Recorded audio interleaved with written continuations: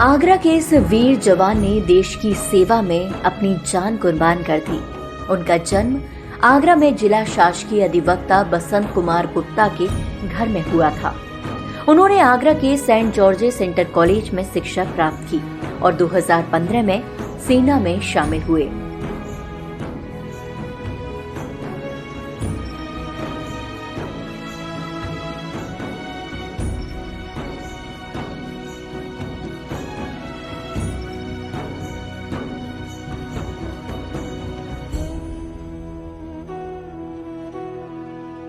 Captain Shubham Gupta को single core में नियुक्त किया गया था और वह उधमपुर में तैनात थे। उन्होंने भारतीय सेना की विशिष्ट विशेष बल इकाई 9 पैरा यानी SF के लिए स्वेच्छा से काम किया। उनकी बहादुरी के लिए उन्हें मरणोपरांत सेना पदक से सम्मानित किया गया। उनकी शहादत के बाद आगरा के बसई मेट्रो स्टेशन का नाम बदलकर शहीद captain Shubham Gupta metro station रखा गया। उनके जीवन पर एक फिल्म मैं जिंदा हूं मां बन रही है। कैप्टन शुभम गुप्ता के परिवार और देशवासियों को उनके शहादत से गहरा आघात पहुंचा है, लेकिन उनकी बहादुरी और वीरता की कहानी हमें गर्व से भर देती है।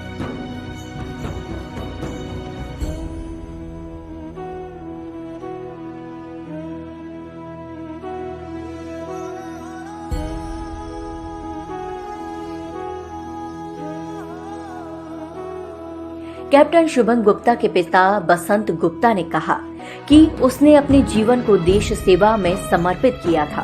पिता का सपना था कि शुभम IAS या PCS बने, लेकिन शुभम ने 9 पैरा में कमांडो बनने का मार्ग चुना था। अपने साहस से नए उच्च अधिकारी भी बने थे। बेटे की शहादत से उनके परिवार और देशवासियों को गहरा आघात पहुंचा है।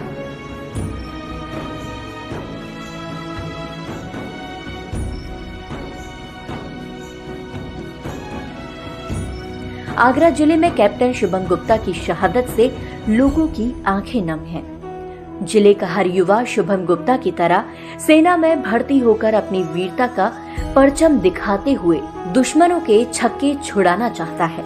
शहीद कैप्टन शुभम गुप्ता की मां पुष्पा गुप्ता का कहना है कि मेरे बेटे जैसा शिवाजी हर घर में पैदा होना चाहिए, जो देश की सेवा के लिए अपने प्राणों को भी न्यौछावर कर दे।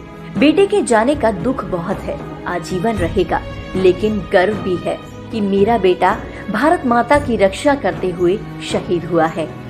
भारत माँ की सीमाओं को जब जब खतरा हुआ, भारत के वीर सपूतों ने अपनी शहादत दी।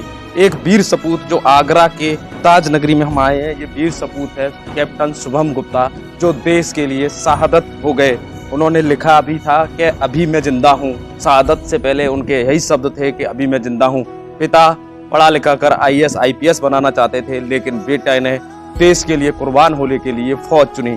उसी शहीद के माता पिता हैं। हम प्रणाम करते हैं ऐसे माता पिता को, जिन्होंने एक ऐसे बच्चे को जन्म दिया जो देश पे कुर्बान होने के लिए हर समय तैयार था।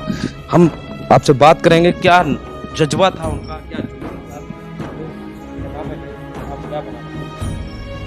देशभक्ति फूट फूट करके भरी थी। देश के लिए कुछ अलग हटके करने का उसका मन था और उसने ये चुना कि मैं सेना के माध्यम से अपना बेस्ट अपने कंट्री को दे सकता हूँ, और वही उसने किया।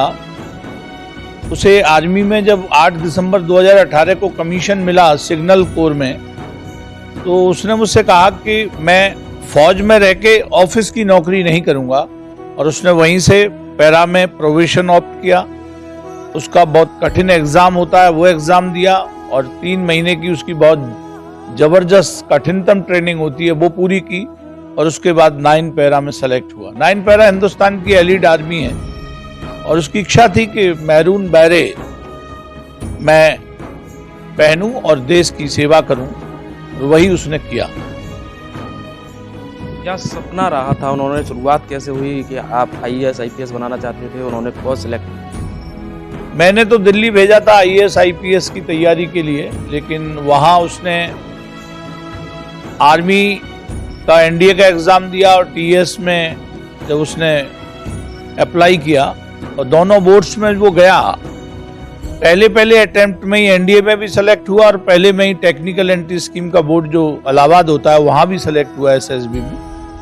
तो उसकी इच्छा थी, तो हमने कहा ठीक है, जो आपको अच्छा लगे, और उसी की इच्छा के अनुसार वो गया। हमने उसको पूरा सपोर्ट किया। वो निडर था, बहुत शेर बेटा था। वो कहता था क्या डरना,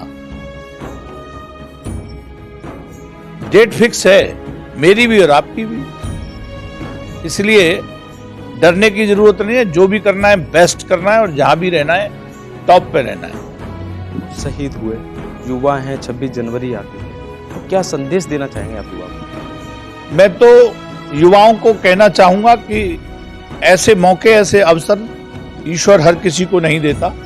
देश पर मर मिटने की बारी आए, देश पर कुछ अपने आप को बलिदान करने का अवसर आए, तो इस मौके को चूकना नहीं चाहिए। ये देश तभी सुरक्षित है जब मेरे देश की सीमाएं सुरक्षित हैं, और सीमाओं पर जाने के लिए अगर अवसर मिले तो उस अवसर पर अपना सर्वस्व लेकर देश की रक्षा करने का प्रण और व्रत लेना चाहिए। ये हमारे साथ कुछ शहीद की माँ हैं जिन्होंने 2 बेटों को जन्म दिया, एक बेटा देश पे शहादत हुआ।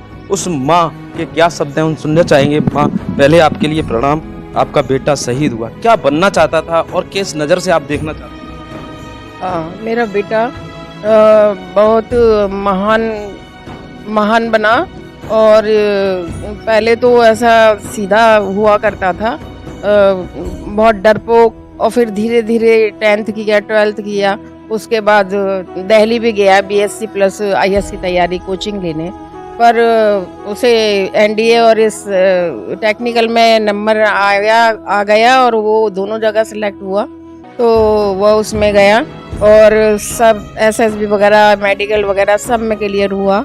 और उसके बाद उसने सिग्नल कोर में गया। फिर उसके बाद मुझे यही पता था कि वो सिग्नल कोर में है, मुझे तो बिल्कुल नहीं पता कि पैरा 9 क्या होती है। पैरा 9 में चला गया और यही था ऑफिशियल वर्क है। हम कहते भी थे कि ऐसे कैसे अफसर हो कि ऐसे रहते हो, कि नहीं मम्मी वहाँ कश्मीरी लोग तो ऐसा ही रहना पड़ता है। तो मैंने कहा ऐसे रहना पड़ता है? तो बोली हाँ उनकी जैसे सब रहना पड़ता है, और मुझे नहीं बताया उसने कुछ भी। और जब मुझे ये सब हुआ तो मुझे विश्वास ही नहीं हुआ कि ऐसा हो सकता है। तो बहुत समय तक इतनी भीड़ और इतना सब ये होना, तो मैं समझ ही नहीं पाई कि मेरा इतना नाजुक सा बच्चा, और वो हमेशा वही बचपन वाला शुभम और प्यारा चुलबुला, तो इतने बड़े बड़े काम कर गया, महान। वो उसकी महानता से मैं इतनी महान बन गई कि लोग मुझे वीर नारी कहने लगे। ऐसे वीर सभी के यहाँ जन्म ले। तो ये एक वीर सपूत कैप्टन शुभम गुप्ता के माता पिता हैं जिन्होंने अपना बेटा जो वीर शहीद हो गया उसकी शहादत को सलाम किया, और हर देशवासी से कहना चाहते हैं कि उनका भी घर में एक बेटा ऐसा होना चाहिए जो देश पर शहादत हो और जिससे देश की सीमाओं की रक्षा हो। हिंद की खबर, ब्रज किशोर शर्मा।